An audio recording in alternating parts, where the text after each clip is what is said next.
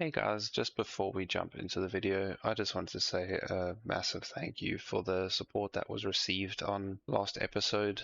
Yeah, I wasn't expecting to get so many views or interactions, and yeah, it was just truly amazing. So thank you guys so much for that. If you do enjoy this type of content, please, leave a like, subscribe, all the rest of it. And if you have any criticism or advice, just leave it down below. I'm happy to, chat and figure it all out and go ahead. Just another thing that I want to touch on, I know my mic quality is not the best. I've got a new mic on the way. I ordered it a couple of weeks ago, just waiting for it to arrive. And yeah, once that arrives, hopefully the voiceovers will be much better.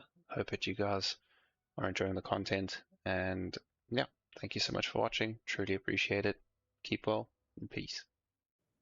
Hey guys, and welcome back to the Build Diary. This is going to be the end of day 2 update and report, as I've managed to actually do some of the maps now and got some of the idols and got to play around with them to see how they all interact and function. Obviously, still quite early on in the mapping, just touching yellow maps around tier 6, tier 7. Um, but yeah, I just wanted to show that first clip to kind of show you guys what the clear looks like.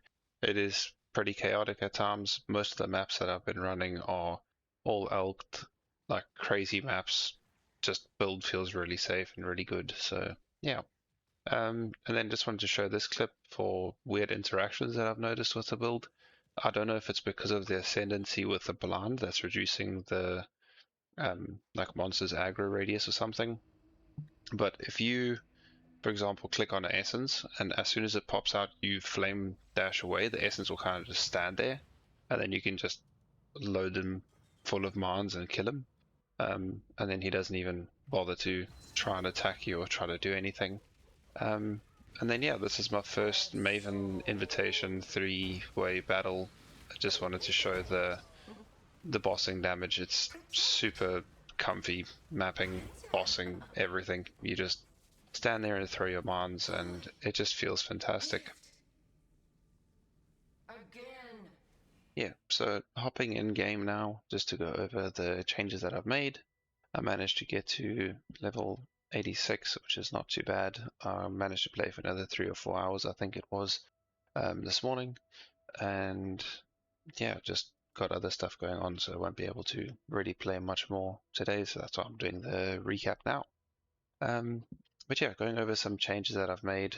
I have respec'd out of Wicked Ward. Just felt like it wasn't really doing all too much. I haven't felt bad without it.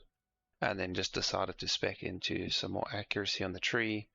Obviously got these nodes leveling up yesterday. And then yeah, intelligence is added to accuracy rating with wands. Has been really good to try and boost up my accuracy. Managed to get instinct, so that's a lot more suppression. Still have my suppression as lucky, mastery, and then the 15% to chance to suppress if everything has evasion rating on it.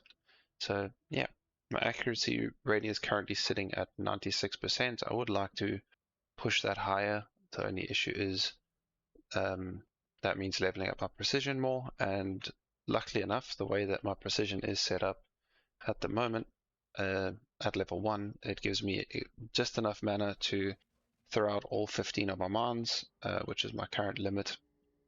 So yeah, it's kind of perfect. Once I get some more chromatics, I'm just going to shuffle around my sockets so that I can get Flame Dash with Life Tap and not have to worry about potentially being stuck in the middle of a boss fight or something without any mana.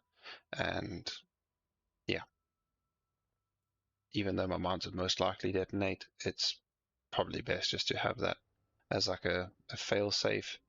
Managed to get my flasks roughly crafted. They are still not the best, it's just because they're low item level, and I didn't really want to invest too much time or alterations into crafting them. So yeah, got a bleed, freeze, curse, evasion, and then just chance to avoid being stunned. Don't really get stunned too often with this build. You're mainly off-screening everything. You just throw your preload your mines and then everything dies. It's super comfy. And then yeah, there's the weird interaction where things kind of just stand still and not really too phased about you hitting them. So yeah, the build feels really good, real comfy. I don't know why that interaction's happening, but I think it's Ascendancy, but we'll have to play and figure out. Maybe there'll be a patch. But yeah, helmet's the same, body armor is the same from yesterday, just managed to get a 5-link. So the 5-link is Power Siphon, Charge Mines, Locust Mine, added lightning damage, and elemental damage with attacks. I'm not too sure what I'm going to be using for a 6-link yet. I haven't done any calculations in PoB to figure out what would be best. Obviously now I'm kind of at the point where I want to swap over to Lightning Strike, but I don't have enough of the gear. Yeah, just didn't think that the idols would be so difficult, if that makes sense. I was hoping that it would kind of be a bit more generic, so you'd be able to find an idol that was rare that would just be like, oh, more chance of an essence spawning, which I know they do exist. I do have a couple of them there. For example, your maps have chance to contain an additional imprisoned monster. The only problem is it doesn't give it any increased levels, so it's kind of just meh. They just drop a lot of low tier essences, and yeah, that's kind of stopped me from being able to craft a claw for the lightning strike swap. The rest of my gear it's okay. It's all pretty much just found off the ground and identified. Haven't spent too much time doing anything to make it better. Did find a new amulet, which is nice. That lightning damage to attacks is really good. And then, yeah, yesterday in the video I did misspeak. So I said that added lightning damage to spells on the wands was a good stat to have because it's a lot of extra damage, but that was not correct.